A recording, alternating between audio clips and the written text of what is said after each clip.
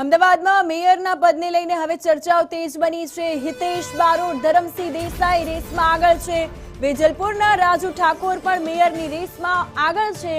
જ્યારે સ્ટેન્ડિંગ કમિટીના ચેરમેન માટે ત્રણ નામ છે તે રેસમાં આગળ છે। તે નામ આપણે જણાવી દઈએ કે જૈનિક વકીલ પરેશ લાખાણી અને કમલેશ પટેલ, આ જે ત્રણ નામ છે તે સ્ટેન્ડિંગ કમિટીના ચેરમેન માટે આગળ રેસમાં છે।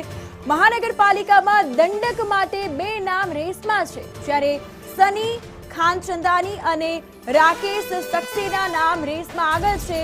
ડેપ્યુટી મેયરના પદ માટે આ બે નામ રેસમાં, અનસુયા પટેલ અને ચેતન પટેલના નામ રેસમાં આગળ ચાલી રહ્યા છે।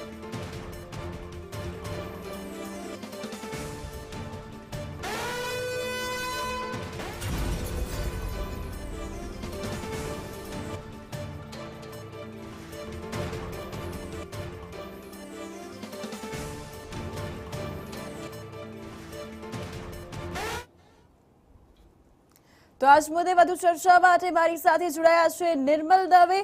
નિર્મલ, હાલ જે પ્રકારે સેન્સ પ્રક્રિયા હાથ ધરવામાં આવશે તે પ્રકારે સ્ટેન્ડિંગ કમિટીના ચેરમેન મેયર પદ માટે જે નામ રેસમાં છે તેને લઈને દર્શકોને વધુ અપડેટ્સ આપી છે। જો સેન્સ પ્રક્રિયા કરવામાં આવી રહી છે, સ્થાનિક સ્વરાજ્યની ચૂંટણીના પરિણામ આવ્યા છે અને પરિણામ બાદ હવે ચૂંટાયેલી પાંખના વડા કયા રહેશે તે નક્કી કરવા માટેની મૂળભૂત આ પ્રક્રિયા આખી યોજાઈ રહી છે। રાજ્યભરમાં ઠેર ઠેર વિવિધ પંચાયતો છે, વિવિધ પાલિકા છે, તેના માટે તારીખ 1 થી 3 મે સુધી સેન્સ પ્રક્રિયા ભારતીય જનતા પાર્ટી દ્વારા હાથ ધરવામાં આવી રહી છે। ત્રણ નિરીક્ષકો એ દરેક જગ્યાએ છે, દરેક જિલ્લા વાઇઝ ફાળવણી કરવામાં આવી છે અને તમામ લોકો સેન્સ પ્રક્રિયા લઈ રહ્યા છે। જે પણ દાવેદારો છે તેમને સાંભળી રહ્યા છે, તેમનો બાયોડેટા આખો બનાવી રહ્યા છે કે તેમણે અત્યાર સુધીમાં કેટલી ચૂંટણી લડી છે તો કેટલા મતથી તેઓ વિજેતા બન્યા છે, અગાઉ તેમણે કોઈ હોદ્દો ભોગવ્યો છે કે કેમ, વગેરે વગેરે બાબતોનો આખો એ બાયોડેટા તૈયાર કરવામાં આવી રહ્યો છે અને બાયોડેટાને તૈયાર કર્યા બાદ તેને પાર્લામેન્ટરી બોર્ડ સમક્ષ મૂકવામાં આવશે।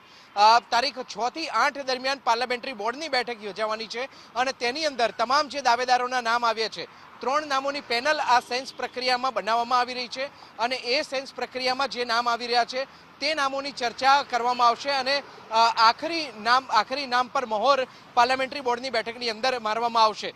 પરંતુ આ જે સેન્સ પ્રક્રિયા અત્યારે ચાલી રહી છે તેમાં અનેક જગ્યાએ અનેક દાવેદારોના નામ સામે આવી રહ્યા છે।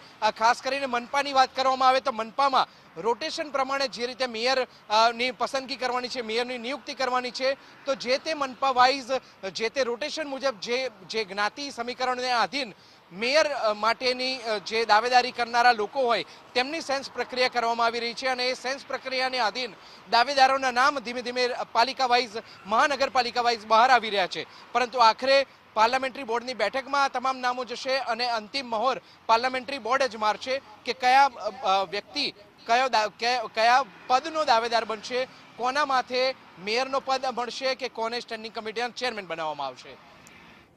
બિલકુલ નિર્મલ, તમામ માહિતી અપડેટ્સ બદલ આભાર।